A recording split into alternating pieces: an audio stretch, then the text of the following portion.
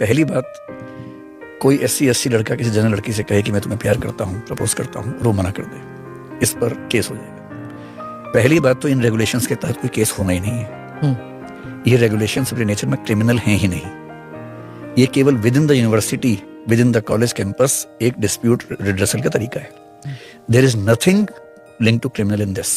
केवल एक जगह लिखा हुआ है इक्विटी कमेटी के बारे में कि मान लो किसी ने कंप्लेंट की, और कंप्लेंट कैसे की, इक्विटी हेल्पलाइन पे फोन करके कंप्लेंट कर दी। अब कंप्लेंट आई, अगर कंप्लेंट में कुछ ऐसा है जो किसी क्राइम की परिभाषा में आता है, then it will be the duty of equity committee to send the information to the police. और ये इसमें क्या हर रेगुलेशन में होता है। आपको पता है कि हमारे कॉन्स्टिट्यूशन में आर्टिकल 17 एबोलिशन ऑफ अनटचेबिलिटी की बात करता है, अस्पृश्यता समाप्त करता है। एक मूर्ख आदमी ने कर्नाटक में एक बार एक केस किया। कॉलेज में गया, एक लड़की को उसने हैंडशेक करने के लिए हाथ दिया, लड़की ने हाथ मिलाने से मना कर दिया। And he filed A complaint in the high court that she has practised untouchability with me. तो लड़की ने अपनी बात कही कि भाई अनटचेबिलिटी नहीं है, लेकिन कोई मुझसे हाथ मिलाए और मैं मिलाना चाहूं या नहीं तो मेरी चॉइस की बात है।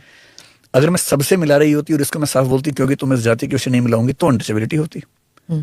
अगर मेरे 2-3 दोस्त हैं, मैं उनसे मिलाती हूँ, बाकी उसे नहीं मिलाती हूँ। I do not know this person, why should I shake hands. तो हाई कोर्ट ने समझाया कि untouchability is not just the act of not touching someone, it has to have the intention of discrimination.